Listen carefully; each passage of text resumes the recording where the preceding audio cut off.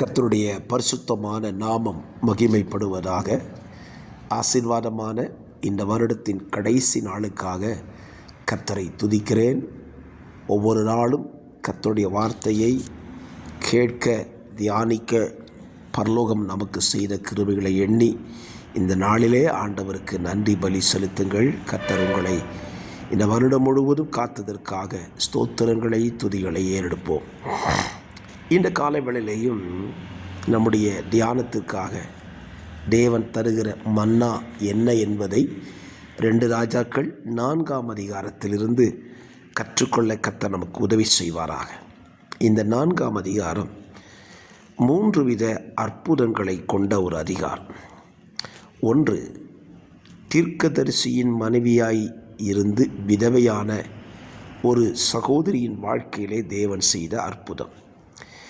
2, ஊழியக்காரனுக்கு பணிவிடை செய்ததினால் நன்மையை பெற்றுக்கொண்ட ஒரு கனம் பொருந்திய ஒரு ஸ்திரீ. 3, தீர்க்கதரிசிகளோடு கூட இருந்த தீர்க்கதரிசிகளின் புத்திரர் வாழ்க்கையில் நடைபெற்ற ஒரு அற்புதம். 3 அற்புதங்களை இந்த 4ஆம் அதிகாரத்தில் நீங்கள் வாசிக்க முடியும். இந்த 3 அற்புதமுமே தேவன் ஒரே மனிதனை கொண்டு செய்கிறதையும் நீங்கள் அந்த அதிகாரத்தில் வாசிக்க முடியும்.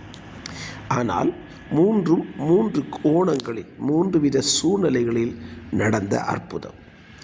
இந்த காலவெளியிலையும் நம்முடைய வாழ்க்கையிலையும் தேவன் அற்புதங்களை செய்ய அவர் உண்மை உள்ளவராக இருக்கிறார். இந்த அற்புதத்திற்கான காரியங்களை நீங்கள் படித்தீங்களா ஒரு உண்மை இருக்கும். இதில் தீர்க்கதரிசியினுடைய மனைவியினுடைய பிரச்சனையை எலிசாவினிடத்தில் சொல்லுகிறாள். கனம் பொருந்திய ஸ்திரீயினுடைய வாழ்க்கையில் இருக்கிற குறைவை கேயாசி சொல்லுகிறான் எலிசாவினிடத்தில். தீர்க்கதரிசிகளின் புத்திரனுடைய வாழ்க்கையில் ஏற்பட்ட பிரச்சனைகளை எலிசாவினிடத்தில் சொல்லப்படுகிறது. பிரச்சனைகளை தீர்க்கதரிசியினிடத்தில் கொண்டு வந்த பொழுது தீர்வு தீர்க்கதரிசியின் வழியாக தேவனிடத்திலிருந்து புறப்பட்டது. ஆம், என்னை கேட்கிற அருமையான கர்த்தருடைய பிள்ளைகளே, உங்கள் வாழ்க்கையில் வருகிற குறைவுகளை, பிரச்சனைகளை, நெருக்கங்களை, குறைவுகளை, ஸ்தோத்திரம், எந்த காரியமாக இருந்தாலும் சரி, அதை தேவ மனுஷனிடத்திற்கு கொண்டு செல்லுங்கள். கொஞ்சமும் கூட்டி சொல்லுகிறேன், தேவனிடத்திற்கு கொண்டு செல்லுங்கள். காரணம், நம்முடைய எல்லா பிரச்சனைக்கும் பரிகாரம் தேவனிடத்தில் இருக்கிறது. எலிசாவை நம்பித்தான் அந்த தீர்க்கதரிசியின் மனைவி வருகிறாள். எலிசாவை நம்பித்தான் தீர்க்கதரிசிகள் புத்திரரும் சொல்லுகிறார்கள். அப்படியானால் இந்த காலவெளியிலே உங்கள் வாழ்க்கையில் என்ன தேவைகள் இருந்தாலும் சரி, என்ன குறைவுகள் இருந்தாலும் சரி, அதை தேவனிடத்துக்கு தெரியப்படுத்துங்கள். நீங்கள் தேவனை நம்புவீர்களானால் தேவன் உங்களுக்காக ஏற்படுத்தின தேவ ஊழியரையும் நம்புங்கள். அவர்களிடத்தில் உங்கள் பாரத்தை பகிர்ந்து கொள்ளலாம். அப்படி பகிர்ந்து கொள்ளும்போது அதற்கான தீர்வை தேவன் அவர்களின் வாயிலிருந்து உங்களுக்கு புறப்பட வைப்பார். எலிசாவின் பெரிய பணக்காரன் கிடையாது, ஆனால் அவன்கிட்ட வார்த்தை இருந்துச்சு. ஆகவே இந்த காலவெளியில் இந்த வருடத்தின் இறுதி நாளிலே ஒரு புதிய வருஷத்தை காணப்போகிறீர்கள்.